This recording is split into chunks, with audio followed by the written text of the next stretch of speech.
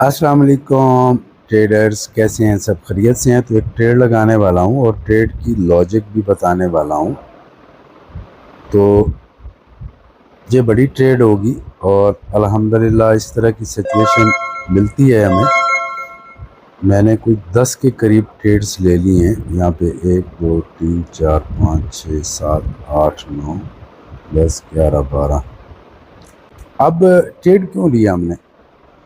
ये लॉजिक इसकी क्या थी ट्रेड लेने की? इतनी बड़ी ट्रेड, चार्ट क्लियर कर लिया हमने। देखो यहाँ पे आज के डे का पिवट पॉइंट है ये 37, ठीक है, 37 38। तो जब भी मार्केट यहाँ से रिजेक्ट होती है तो कम से कम वो होती है $10। तो 39 ये जोन है हमारा, यहाँ तक मार्केट नीचे आ सकती है।